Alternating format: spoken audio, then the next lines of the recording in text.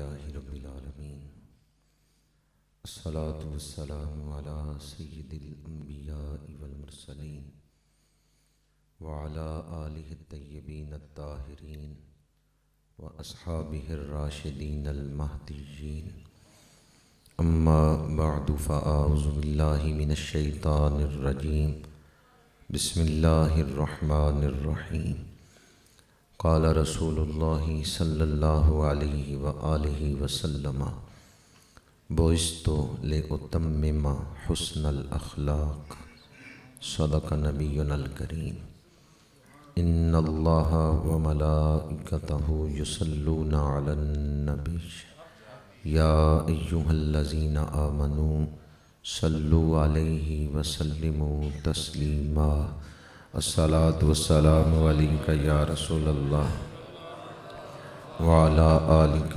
وأصحابك يا حبيب الله الصلاة والسلام عليك يا خطيب الأنبياء والمرسلين وعلى آلك وأصحابك يا رحمة للعالمين زینت مسند صدارت پاسبان آداب شریعت قرۃ عیون الصلحاء حضرت قبلہ پیر سید مدثر شریف شاہ صاحب دامت برکاتہم العالیہ، فاضل ذی شان حضرت علامہ مولانا پیر سید منظر عباس شاہ صاحب بخاری دامت برکاتہم العالیہ، انتہائی قابل احترام علماء کرام، برادران اسلام، حاضرین و سامعین، تلاوت ہوئی، نعت خوانی ہوئی، بیان ہو رہا ہے۔ ہم سب مل کر محبتوں کا ایک گلدستہ تیار کر رہے ہیں جسے آج حیل کے عشاقان رسول کی طرف سے مدینہ منورہ بھیجنا ہے۔ کیا خیال ہے آپ لوگوں کا؟ وہ کریم آقا جو طائف کے بازار میں پتھر پھینکنے والوں کو ہدایت کی دعا دیتے ہیں، وہ گلدستے پیش کرنے والوں کو کیا کچھ عطا کریں گے؟ آج اس محفل میں شامل ہو کر ہمیں اپنے گناہ بخشوانے کا ایک موقع مل گیا ہے، اپنا مقدر چمکانے کا ایک موقع مل گیا ہے۔ تنہائی میں، گھر میں اکیلے بیٹھ کر بھی آدمی نعت پڑھ سکتا ہے، حضور کو یاد کر سکتا ہے۔ محفل کا کیا فائدہ ہے؟ محفل میں عاشق اکٹھے ہوتے ہیں، علماء آتے ہیں، سادات آئے، سفید ریش بزرگ آئے، سالے لوگ اکٹھے ہوئے۔ پتہ نہیں اس محفل میں آنے والوں میں کون ایسا ہے جس کے دل کا سوز و گداز حضور کی بارگاہ میں پسندیدہ ہے، اور اس ایک کے صدقے پوری محفل پہ کرم ہو جائے۔ جب ڈھیری کا سودا ہوتا ہے تو پھر ناقص مال بھی اچھے مال کے ساتھ بک جاتا ہے۔ جب پوری ڈھیری کا سودا ہوتا ہے تو مال چھانٹی تو نہیں ہوتا، پھر ناقص مال بھی اچھے مال کے ساتھ ہی تل جاتا ہے۔ حدیث پاک ہے کہ فرشتے اس طرح کی محفلوں میں حاضر ہوتے ہیں، لسٹیں تیار کرتے ہیں کہ کتنے لوگ آئے، کون کون آیا، پھر اللہ کی بارگاہ میں حاضر ہوتے ہیں۔ اللہ جانتا ہے کہاں سے آئے ہیں، تو اللہ فرماتا ہے فرشتوں کہاں گئے تھے؟ وہ عرض کرتے ہیں یا اللہ فلاں محفل میں گئے تھے۔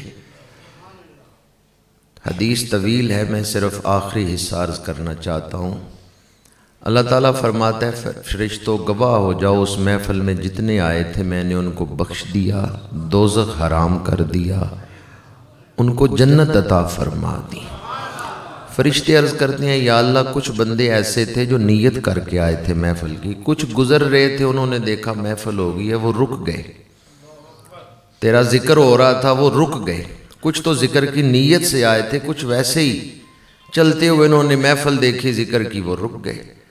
اللہ فرماتا ہے جہاں میں ذکر کرنے والوں کو بخش رہا ہوں، جو کچھ دیر کے لیے ویسے بغیر نیت کے رک گئے، میں انہیں بھی بخشش عطا فرماؤں۔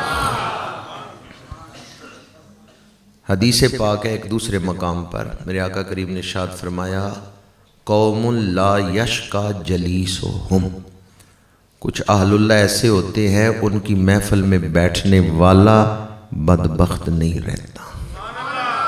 اٹھ فریدا ستے آتے میلہ ویکھن جا، مت کوئی مل جائی بخشے آتے تم ہی بخشے آ جا۔ محفل کا ایک فائدہ یہ ہے کہ اگر محفل میں کسی جنتی سے ملاقات ہو جائے جس نے قیامت کے دن بخشے جانا ہے، اگر اس سے دنیا میں ملاقات ہو گئی، آشنائی ہو گئی، تو قیامت کے دن یہ ملاقات شفاعت حاصل کرنے کا باعث بن جائے گی۔ مت کوئی مل جائی بخشے آتے تم ہی بخشے آ جا۔ آج جن احباب نے محفل کا انتظام کیا ہے میں انہیں ہدیہ تبریک پیش کرتا ہوں۔ ابھی جب میں مسجد میں حاضر ہوا ہوں تو راستوں کی سجاوٹ دیکھی ہے، ماحول جگمگ جگمگ کر رہا تھا۔ میزبان احباب جنہوں نے آج انتظامات کیے، کوئی ڈیوٹی دی، کسی بھی حوالے سے اس محفل میں شامل ہوئے، میں ان تمام منتظمین کو ہدیہ تبریک پیش کرتا ہوں۔ یہ ماحول اور یہ سجاوٹ بتا رہی ہے کہ ابھی دنیا میں انسانیت زندہ ہے، ابھی وہ لوگ دنیا میں موجود ہیں جو محسن کے احسان کو یاد رکھتے ہیں۔ اور تم پہ میرے آقا کی عنایت نہ سہی، منکرو کلمہ پڑھانے کا بھی احسان گیا۔ حضور کے جو احسانات ہیں ان کا حق ہے ہمارے اوپر۔ والدین کا حق ہے اولاد پر، کیوں؟ والدین نے پرورش کی اولاد کی۔ استاد کا حق ہے شاگردوں پر، کیوں؟ استاد نے پڑھایا، تعلیم دی شاگردوں کو۔ بھئی استاد کا تو حق ہے شاگردوں پر، والدین کا تو حق ہے اولاد پر، حضور کا کوئی حق نہیں اپنی امت پر۔ احسان اور حق ان کا آپس میں بڑا گہرا تعلق ہے۔ جس کا جتنا بڑا احسان ہے اتنا ہی زیادہ اس کا حق ہے، جتنا کسی کا ہمارے اوپر احسان ہے اتنا ہی اس کا ہمارے اوپر حق ہے۔ اب مجھے بتائیں اللہ کے بعد ہمارے اوپر سب سے زیادہ احسان کس کا ہے؟ اللہ کے بعد ہمارے اوپر سب سے زیادہ احسان ہے تو سرکار مدینہ کا احسان ہے۔ مخلوقات میں حضور سے بڑا ہمارا کوئی محسن نہیں۔ گناہ میں کروں بخشش کی فکر حضور کو۔ لَقَدْ جَاءَكُمْ رَسُولٌ مِّنْ أَنفُسِكُمْ عَزِيزٌ عَلَيْهِ مَا عَنِتُّمْ حَرِيصٌ عَلَيْكُمْ بِالْمُؤْمِنِينَ رَءُوفٌ رَحِيمٌ۔ میں ساری زندگی درود شریف پڑھتا رہوں، حضور کے احسانات کا شکرانہ نہیں کر سکتا، حضور کے احسانات کا بدلہ نہیں چکا سکتا۔ آج غلام اکٹھے ہوئے ہیں اس محفل میں کہ ہم اپنے آقا کریم کے احسانات کا بدلہ تو نہیں دے سکتے، لیکن آج ہم درود شریف پڑھ کے محفل سجا کے صرف اس چیز کا اظہار کر رہے ہیں، ہم حضور کے احسانات کو مانتے ہیں۔ ہم احسان فراموش نہیں ہے کہ احسان ہی نہ مانے، ہم مانتے ہیں ہمارے اوپر سرکار مدینہ کے احسانات۔ بعض لوگوں کو اس مہینے میں نا غریب یاد آ جاتے ہیں، وہ کہتے ہیں بھی آپ نے 70,000 کی لائٹنگ لگا دی باہر، آپ نے جھنڈیاں لگائیں اس پر اتنا، یہ پیسے کسی غریب کو دے دیتے۔ 11 مہینے آپ کے پاس تھے، آپ دیتے نا غریبوں کو، باقی 11 مہینے کیوں نہیں آپ نے غریبوں کو دیا؟ ربیع الاول میں ہی آپ کو غریب یاد آتے ہیں۔ کئی لوگ کہتے ہیں اتنا خرچہ کر دیا میلاد شریف پر، یہ پیسے غریبوں میں بانٹ دیتے تو 11 مہینے کس نے آپ کو روکا ہوا تھا؟ ربیع الاول میں آپ کو غریب یاد آ گئے۔ 50,000 کا موبائل جیب میں ہے، 50,000 کا موبائل خریدتے ہوئے غریب نہیں یاد آئے، میلاد مناتے ہوئے غریب یاد آ گئے۔ گھر میں مہنگا صوفہ سیٹ خریدتے ہوئے غریب نہیں یاد آئے، میلاد مناتے ہوئے غریب یاد آ گئے۔ LCD خریدتے ہوئے غریب نہیں یاد آئے، میلاد مناتے ہوئے غریب یاد آ گئے۔ گھر میں مہنگے قالین ڈلواتے ہوئے غریب نہیں یاد آئے، میلاد مناتے ہوئے غریب یاد آ گئے۔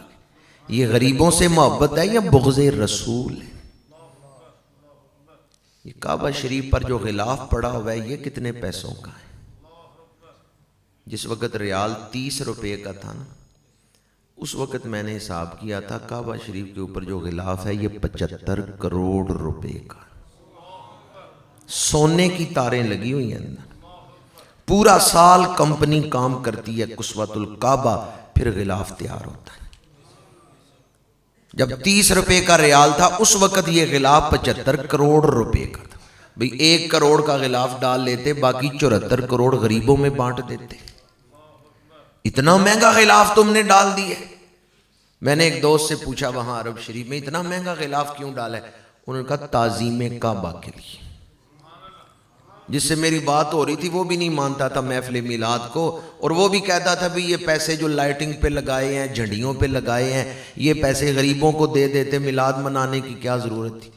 تو میں نے کہا کعبہ شریف پہ غلاف کتنے پیسوں کا ڈالا ہوا ہے؟ اس نے کہا 75 کروڑ روپے کا۔ میں نے کہا 75 کروڑ روپے کا مہنگا غلاف ڈالنے کی کیا ضرورت تھی؟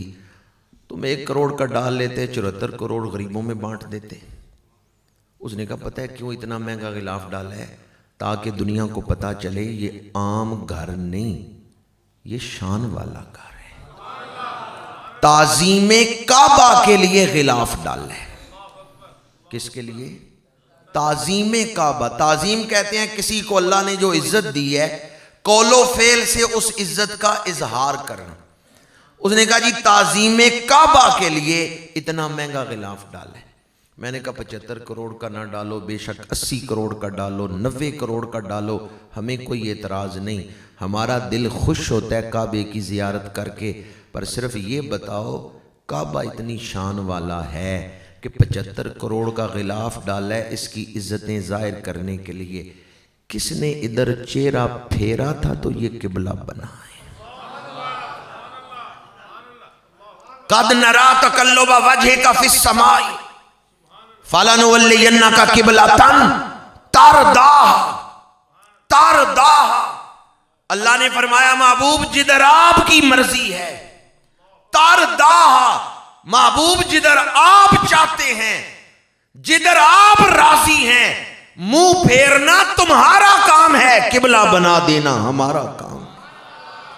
اگر حضور ادھر رخ انور نہ کرتے آج کس نے منہ ادھر کرنا تھا؟ تَرْضَاهَا۔ اب جس محبوب کے رخ پھیرنے سے یہ قبلہ بنا ہے اس محبوب کی عزت کتنی ہوگی؟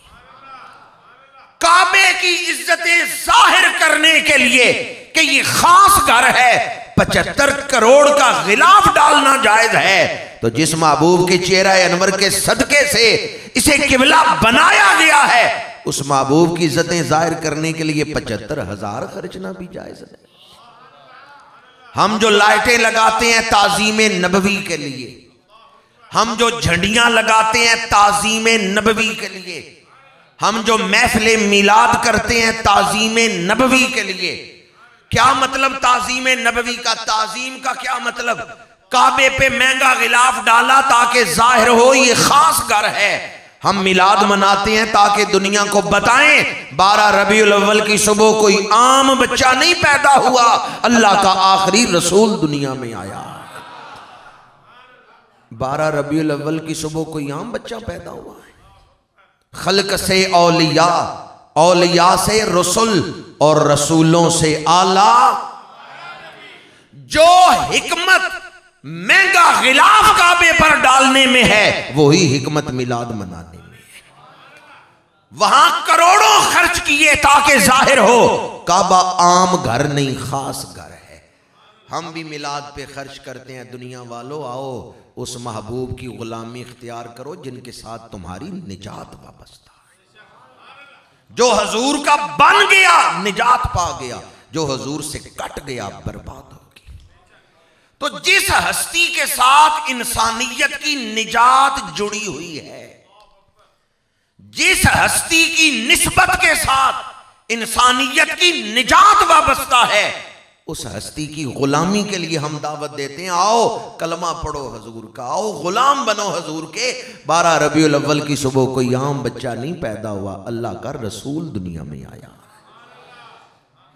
ویسے میلاد شریف منانے کی جو شرعی حیثیت ہے نا کہ دل میں خوشی فرض ہے، حضور کی آمد پر دل میں خوشی فرض ہے، اور اس خوشی کے اظہار کے لیے جلسہ یا جلوس یہ مستحب ہے۔ میلاد شریف کا جلسہ کرنا یہ کیا ہے؟ مستحب۔ اور دل میں خوشی کیا ہے؟ ابھی میں حضور کے حقوق کی بات کر رہا تھا کہ حضور کے حق ہے امت پر، حقدار کو اس کا حق نہ دینا یہ حق تلفی کرنا جرم ہے۔ اگر قیامت کے دن حضور نے پوچھا میرے غلام تیرے اوپر میرا حق تھا، تو نے میرا حق نہیں ادا کیا، تو کیا منہ دکھائیں گے حضور؟ حضور کے حقوق میں سے ایک حق یہ ہے کہ حضور کا ذکر ہو تو دل خوش ہو جائے۔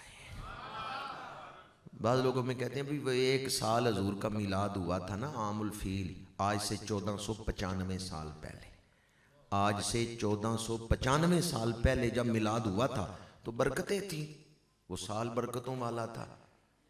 لیکن ہر سال تو میلاد نہیں ہوتا، ولادت ہر سال تو نہیں ہوتی، تو تم ہر سال کیوں مناتے ہو کہ ہر سال برکتیں لوٹ کے آتی ہیں؟ مجھے بتائیں، میرے آقا کریم نے ارشاد فرمایا جمعے کا دن ہفتے کے دنوں میں سردار ہے، مومنوں کے لیے عید ہے، اور پھر فرمایا فیہ خلق آدم، اس دن حضرت آدم کی تخلیق ہوئی ہے۔ تخلیق تو ایک جمعے ہوئی تھی، فضیلت ہر جمعے کو مل گئی ہے یا صرف اس ایک جمعے کی فضیلت؟ ہر جمعہ فضیلت والا ہے یا صرف ایک جمعہ ہی فضیلت والا؟ ہر جمعے میں ایک گھڑی ایسی ہے جس میں دعا قبول ہوتی ہے۔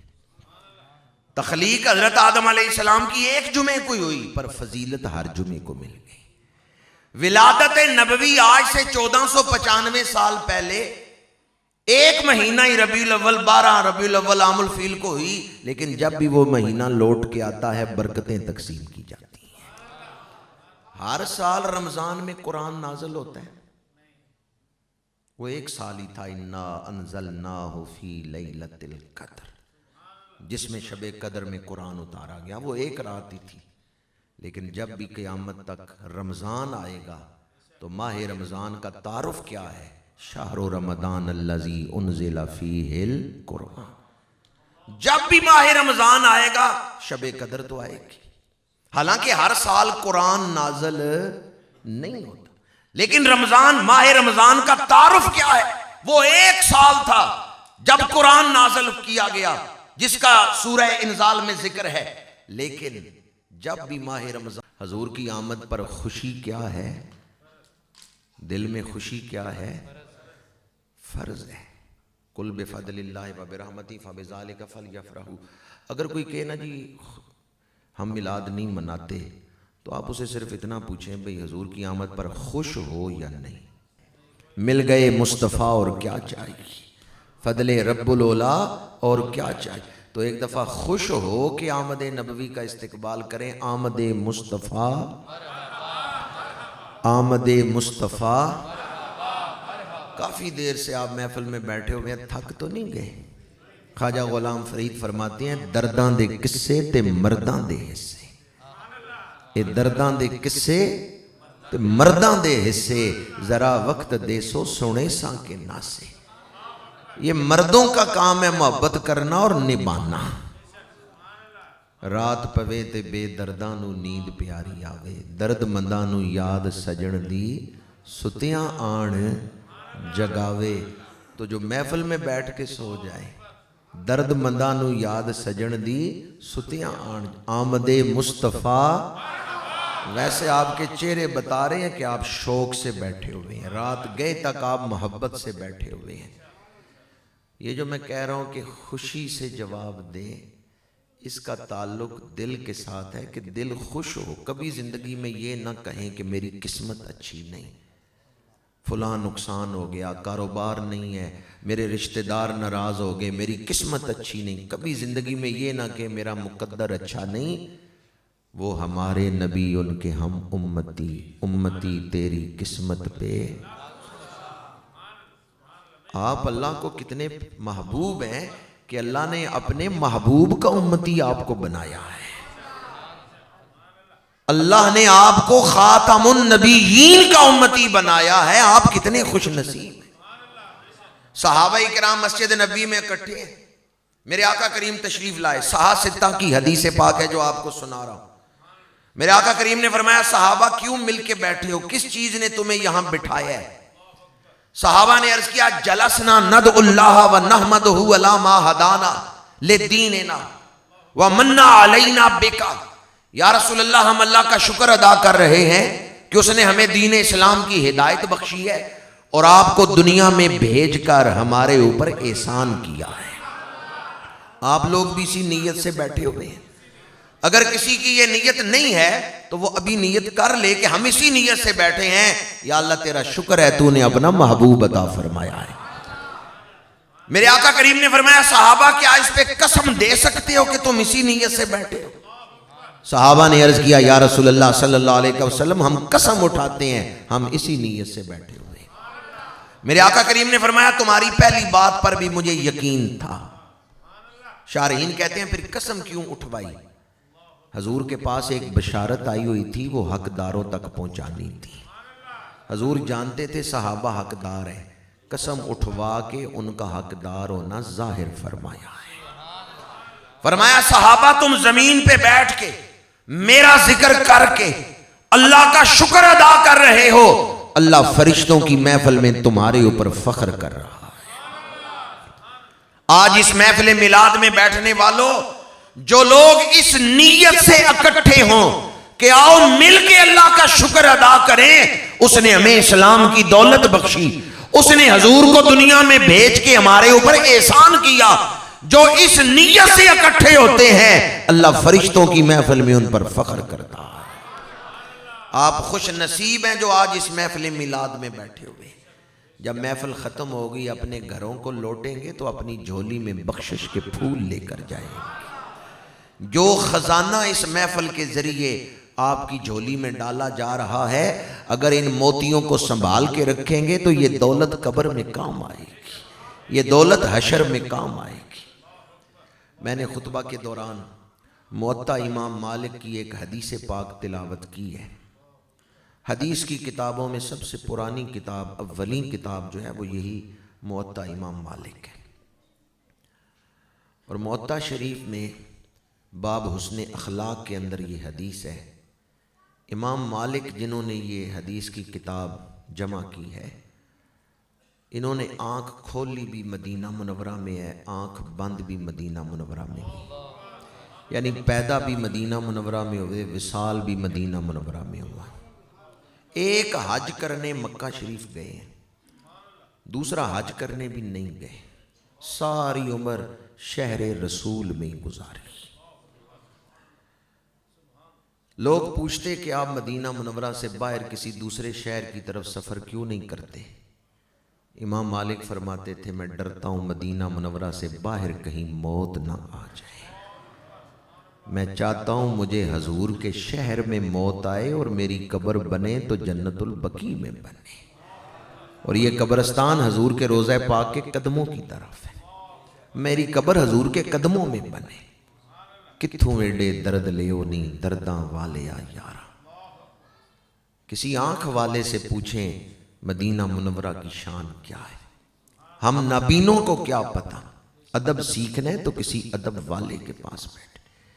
امام مالک جو اولین محدثین میں شامل ہیں، شہر نبی کی گلیوں میں چلتے تو گلی کے درمیان نہیں تھے چلتے، کنارے کنارے چلتے، کئی دفعہ اس طرح کاندھا دیوار سے ٹکراتا قمیض پھٹ جاتی، لوگ پوچھتے گلی کے درمیان کیوں نہیں چلتے؟ امام مالک فرماتے تھے ابھی گلیاں وہی ہیں جن میں اللہ کا رسول چلتا رہا ہے، میں ڈرتا ہوں کہیں حضور کے نشان قدم پر میرا پیر نہ آ جائے۔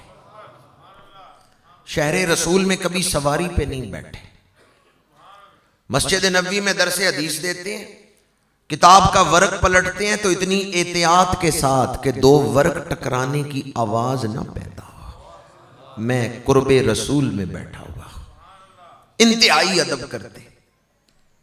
حدیث پاک بیان کرنے کے لیے الگ سے ایک تخت بنوایا ہوا تھا گھر میں، اگر کوئی آتا مسئلہ پوچھنے کے لیے تو پہلے آپ سوال کر کے پوچھ لیتے تھے کہ محض فقہ کا مسئلہ پوچھنا ہے یا حدیث سننے آئے؟ وہ کہتا حدیث سننے آیا ہوں، تو لبان سلگاتے، جو ہے وہ غسل کرتے، تازہ غسل کر کے لباس بدلتے، خوشبو لگاتے، پھر اس تخت پہ بیٹھ کے حدیث بیان کرتے تھے۔ بڑا ادب کیا مدینہ منورہ کا اور حدیث پاک۔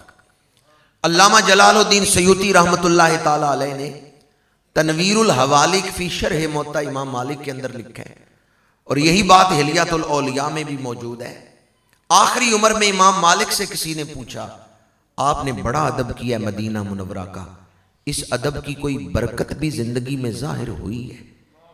اس ادب کرنے سے ملا کیا ہے؟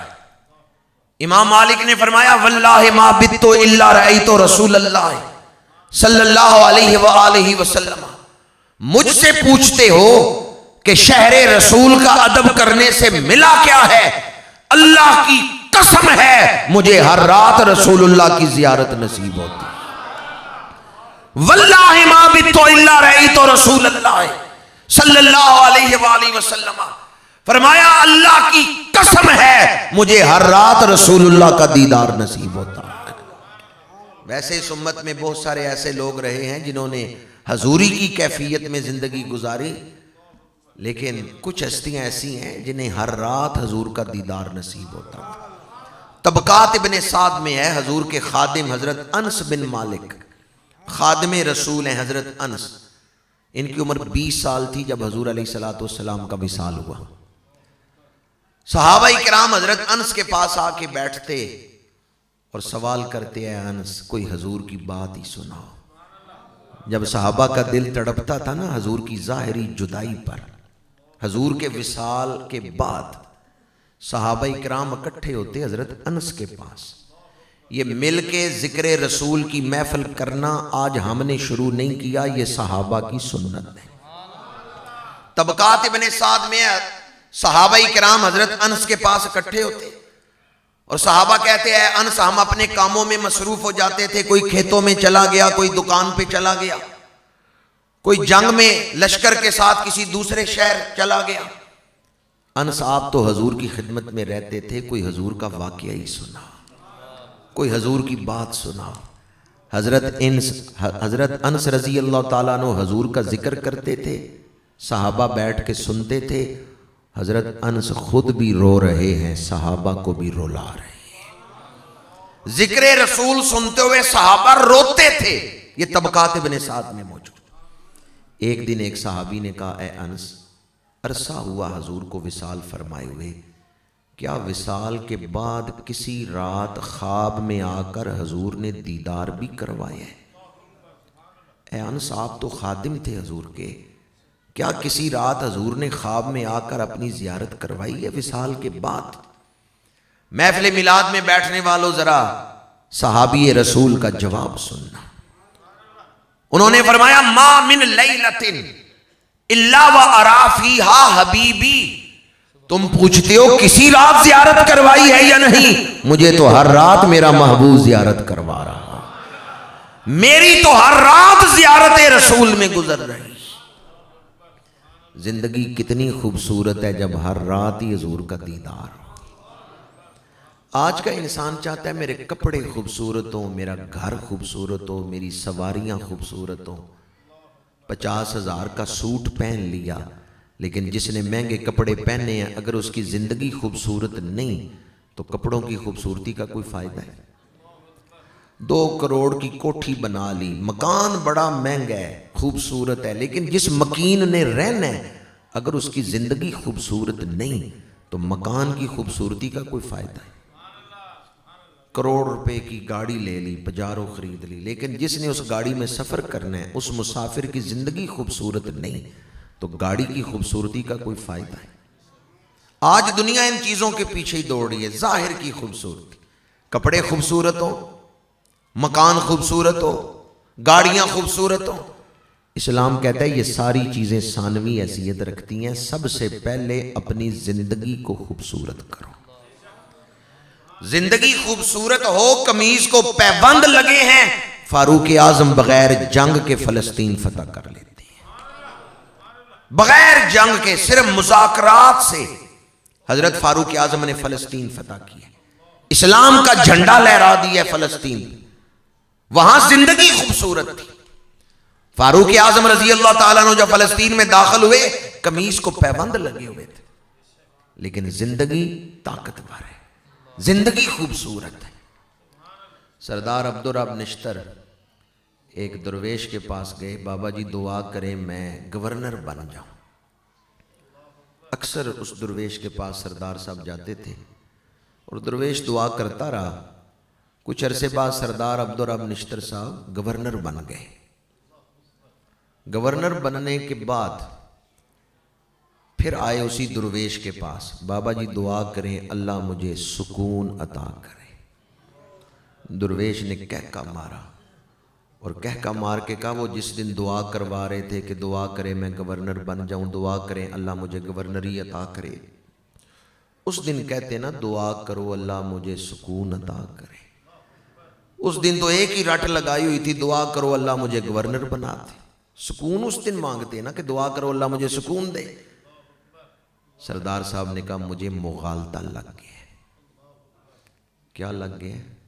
میں نے سمجھا تھا گورنری میں سکون ہے، گورنری مل گئی، سکون نہیں ملا، مجھے مغالطہ لگ گیا، دھوکہ لگ گیا، مجھے مغالطہ لگ گیا۔ درویش نے دوبارہ کہکا مارا اور دوبارہ کہکا مار کے کہنے لگے تمہیں ہی مغالطہ نہیں لگا، ساری دنیا کو ہی مغالطہ لگا ہوا ہے۔ لوگ چیزوں میں ڈھونڈ رہے ہیں، رب نے عملوں میں رکھا ہے۔ لوگ چیزوں میں ڈھونڈ رہے ہیں، رب نے عملوں میں رکھا ہے۔ سکون، زندگی کا مقصد اور سکون لوگ چیزوں میں ڈھونڈ رہے ہیں، رب نے عملوں میں رکھا ہے۔ الا بذکر اللہ تطمئن القلوب، سکون اللہ کی یاد میں۔ من عمل صالحا من ذکر او انثی وهو مؤمن فلنحیینہ حیاتا طیبہ۔ یہ آیت بتا رہی ہے اللہ نے وعدہ کیا ہے عمل تم اچھے کرو، زندگی ہم اچھی عطا فرمائیں۔ تو اللہ نے کامیابی کس میں رکھی ہے، سکون کس میں رکھا ہے؟ چیزوں میں یا عملوں میں؟ چند لوگ ہی بولے ہیں کس میں سکون ہے۔ سڑک کے کنارے نا وہ سرکاری لائٹیں لگی ہوتی ہیں، تو لائٹیں جل رہی تھیں، ایک آدمی زمین پہ ہاتھ مار رہا تھا۔ راہگیر نے پوچھا کیا ڈھونڈ رہے ہو؟ تو اس نے کہا جی میری سوئی گم گئی ہے، وہ ڈھونڈ رہا ہوں۔ راہگیر نے کہا سڑک پہ تیری سوئی گم گئی ہے؟ اس نے کہا نہیں گمی گھر ہے، گھر میں گمی ہے لیکن تلاش سڑک پہ کر رہا ہوں۔ تو راہگیر اور بھی حیران ہوا، اس نے کہا سوئی گھر میں گمی ہے تو گھر تلاش کرو، سڑک پہ کیوں تلاش کر رہے ہو؟ اس نے کہا لائٹ گئی ہوئی ہے تو گھر اندھیرا ہے، تو یہاں چونکہ لائٹ جل رہی تھی تو میں نے کہا چلو روشنی ہے تو یہاں ہی تلاش کر۔ بے وقوف ہے یا نہیں؟ جہاں چیز ہے ہی نہیں وہاں تلاش کر رہے۔ اس سے بھی بڑا بے وقوف وہ ہے جہاں رب نے رکھا ہی نہیں وہاں وہ تلاش کر رہے۔ حضور کی ادنا بے ادبی بندے کو کافر بنا دیتی ہے۔ جہاں ادب ہے وہاں دین ہے، اور فتنوں کے اس دور میں جو ادب کرے گا وہ فتنوں سے بچ جائے گا، مرتے دم کلمہ نصیب ہو جائے گا۔ ادب بندے کو بچا لیتا ہے۔ دوسرا لفظ حدیث پاک کا لے اتمما، تاکہ میں مکمل کروں، تاکہ میں، اس لفظ میں حضور نے ختم نبوت کو بیان کیا ہے۔ جب تک کوئی چیز مکمل نہ ہو کمی بیشی ہو سکتی ہے، اور جب مکمل ہو جائے پھر اس میں اضافہ نہیں ہو سکتا۔ فرمایا میں مکمل کرنے آیا ہوں۔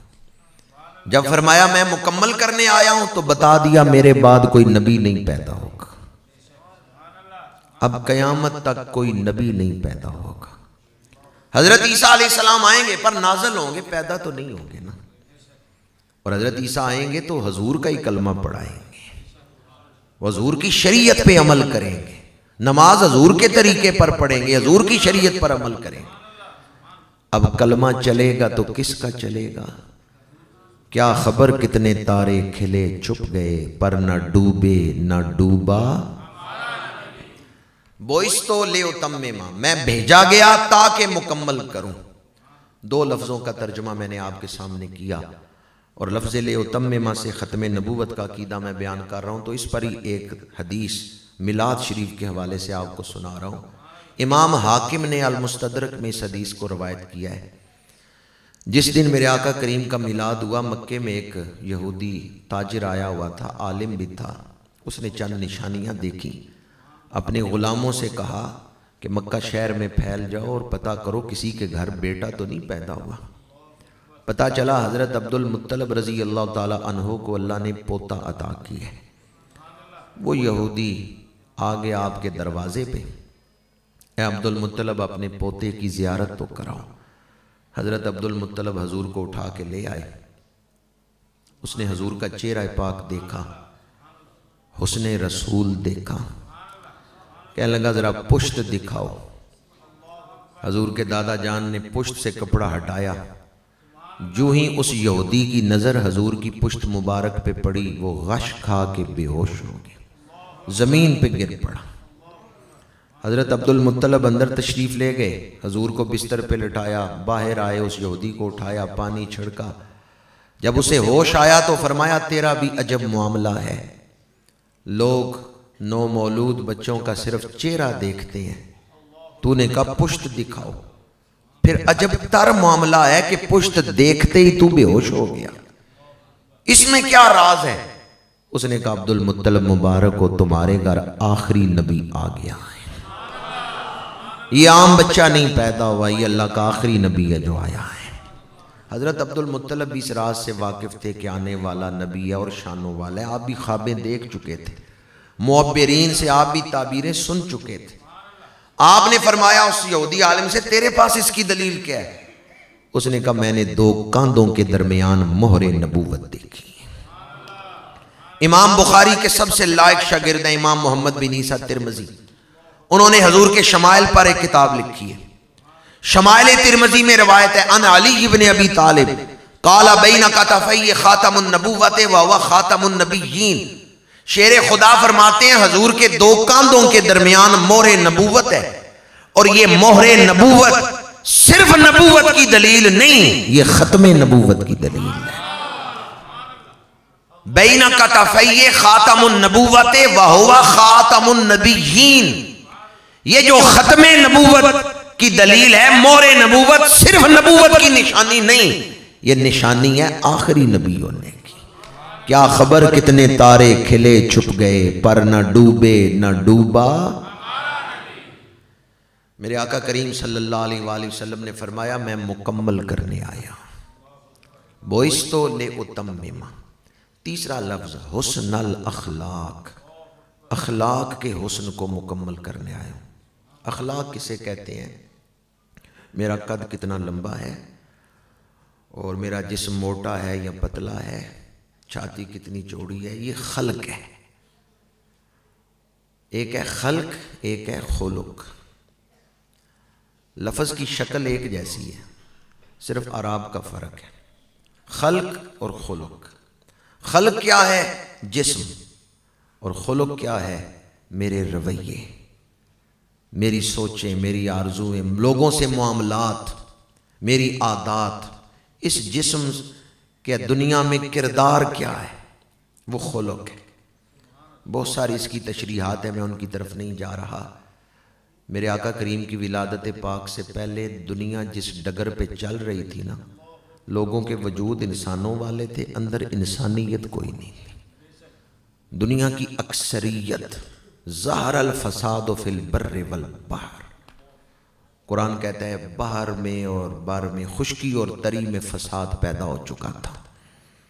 اگر دنیا اسی ڈگر پہ چلتی رہتی، آج دنیا میں کوئی انسان نہ ہوتا، سارے ڈنگر ہی ہوتے۔ کوئی چار پیروں پہ چل رہے ہوتے، کوئی دو پیروں پہ چل رہے۔ حضور تشریف لائے ہیں تو لوگوں کے سینوں میں انسانیت اتاری۔ میرے آقا کریم صلی اللہ علیہ وآلہ وسلم اچھے اخلاق دنیا کو سکھانے کے لیے آئے۔ زندگی کا راز کیا ہے؟ زندگی کی منزل کیا ہے؟ کون سے کام کرنے چاہیے، کون سے نہیں کرنے چاہیے، زندگی کیسے گزارنی ہے، یہ طریقہ سکھانے کے لیے حضور تشریف لائے ہیں۔ حضرت حلیمہ سعدیہ رضی اللہ تعالی عنہا جب حضور کو دودھ پلا رہی تھیں، اس وقت ان کی عمر تھی 30 برس۔ کتنی عمر تھی؟ 30 سال۔ 60 سالوں کے بعد جب ان کی عمر ہوئی 90 سال، مدینہ منورہ آئی ہیں اور صحابیہ بنی ہیں۔ مسجد نبوی میں حضور نے اپنے ساتھ مصلی پہ انہیں بٹھایا ہے، محبت فرمائی اپنی والدہ کے ساتھ۔ حلیمہ سعدیہ واپس طائف چلی گئیں، دوبارہ مدینہ منورہ آئیں تو حضور کا وصال ہو چکا تھا۔ حضرت صدیق اکبر رضی اللہ تعالیٰ عنہ کا دور تھا، انہوں نے حضرت حلیمہ سعدیہ کو مدینہ منورہ میں روک لیا، گھر بنا دیا۔ حضرت صدیق اکبر کا بھی وصال ہو گیا، حضرت حلیمہ سعدیہ بھی موجود تھی۔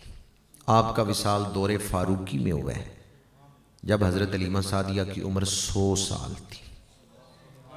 علامہ علی بن برہان الدین حلبی نے سیرت حلبیہ میں یہ تحقیق بیان کی ہے کہ حضرت حلیمہ سعدیہ کا وصال 100 سال کی عمر میں ہوا ہے۔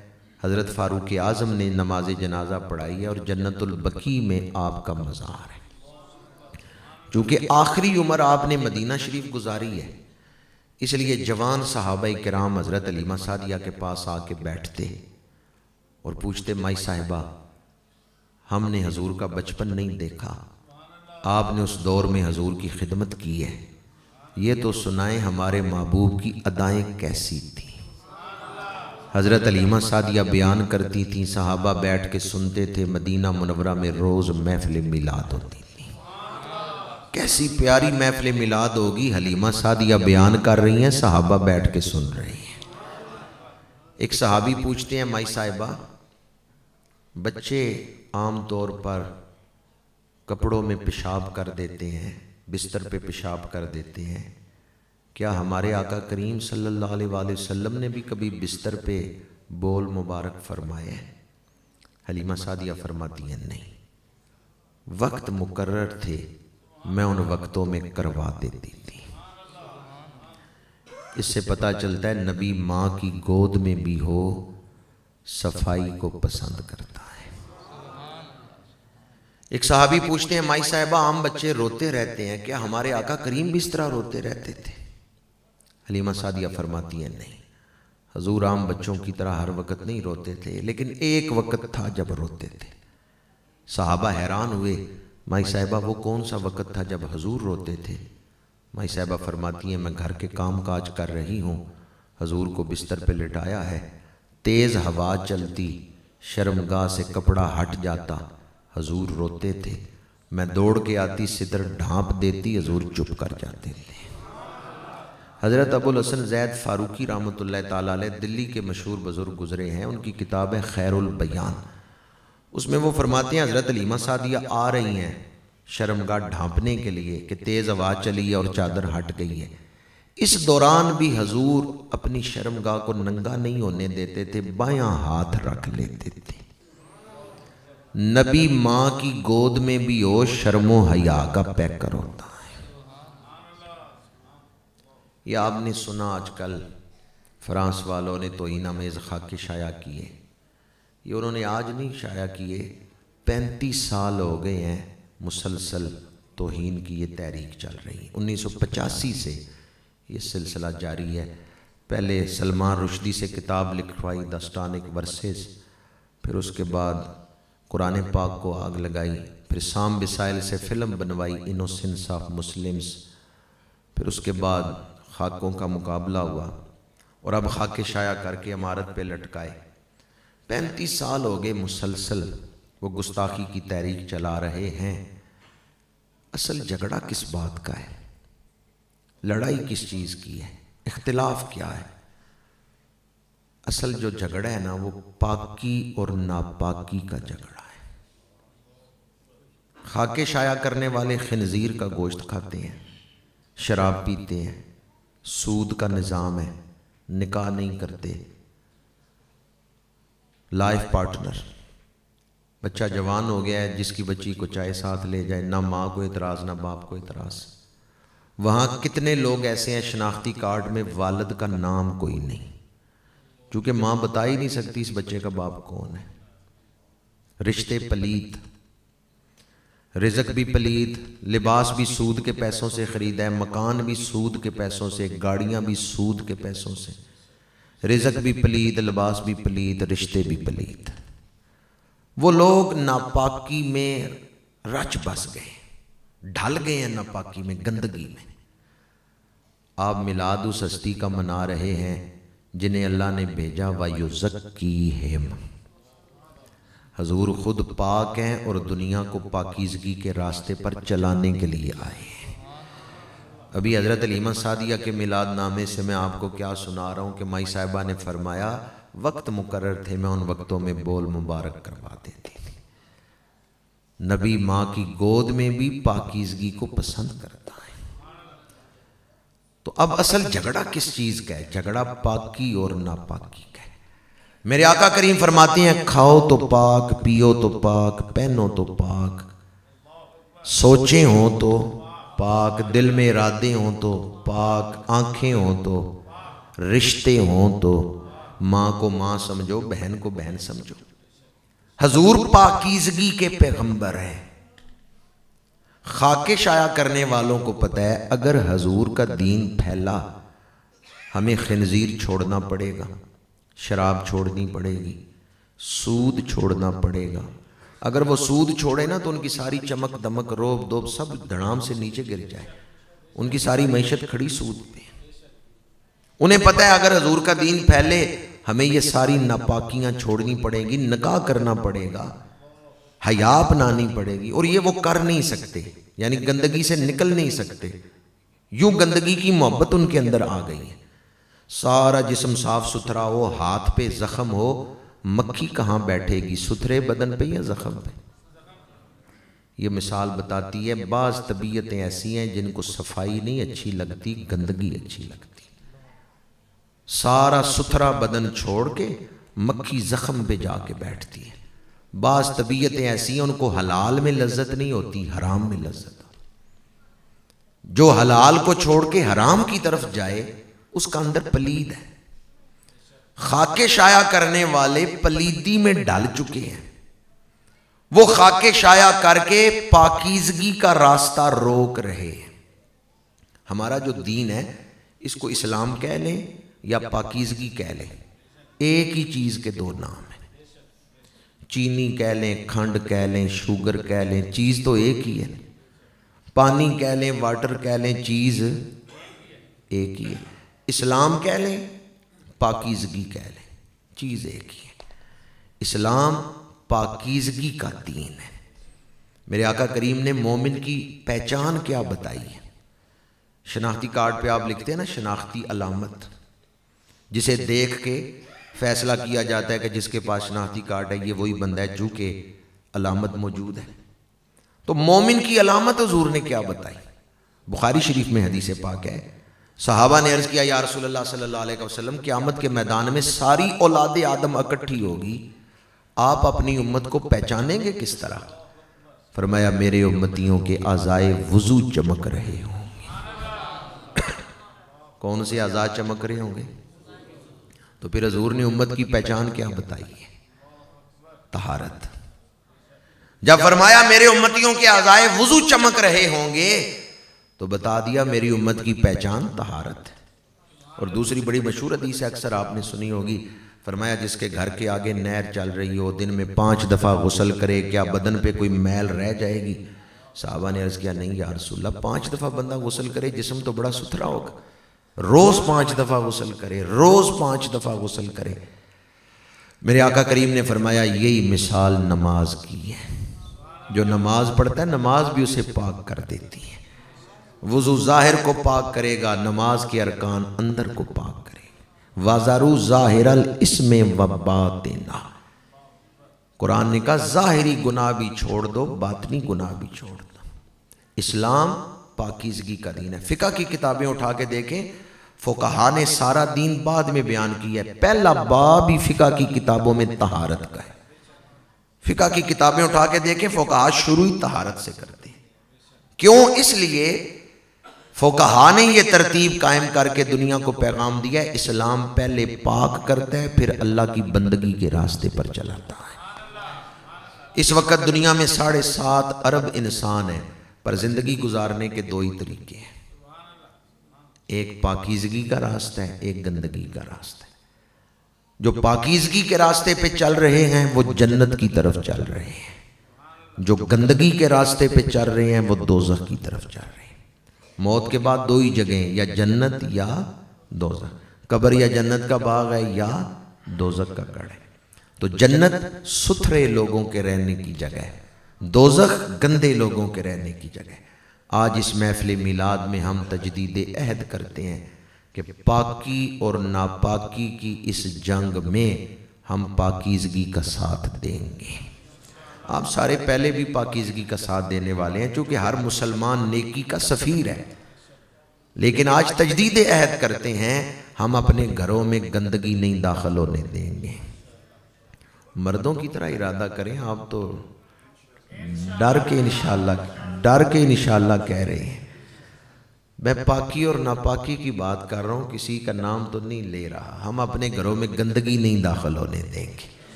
ویسے یہ بات کرتے ہوئے میرا کلیجہ پھٹتا ہے، کیونکہ خاک شائع کرنے والے کسی حد تک کامیاب ہو چکے ہیں، اس لیے کہ وہ ناپاکی پھیلانا چاہتے ہیں۔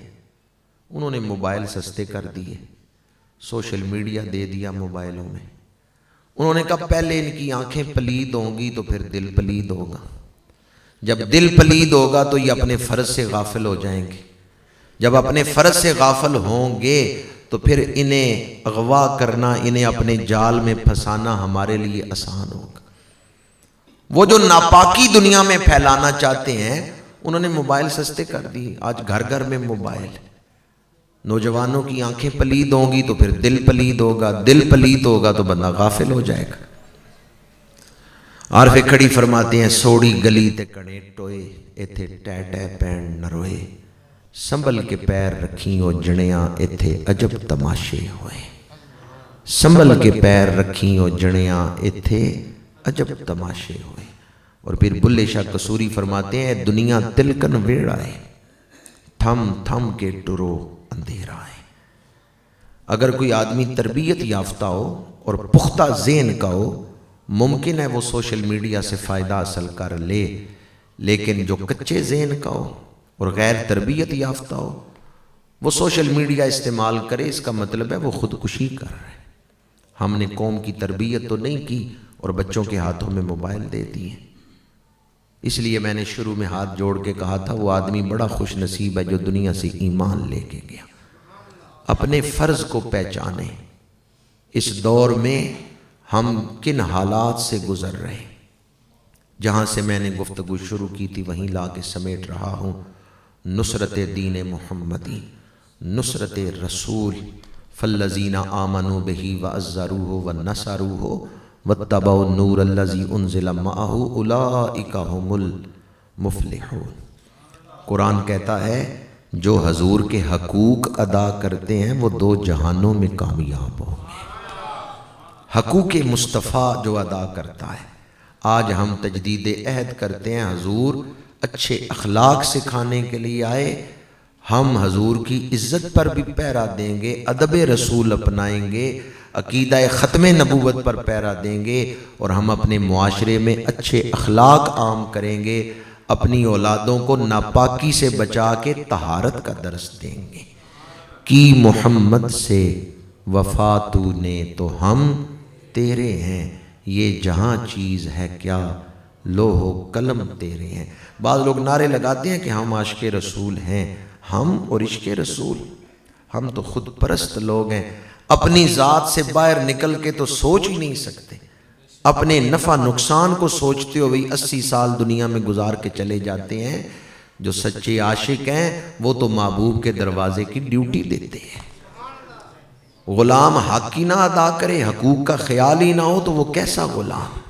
کی محمد سے وفا تو نے تو ہم تیرے ہیں، یہ جہاں چیز ہے کیا لوح و قلم تیرے ہیں، وما علینا الا البلاغ المبین۔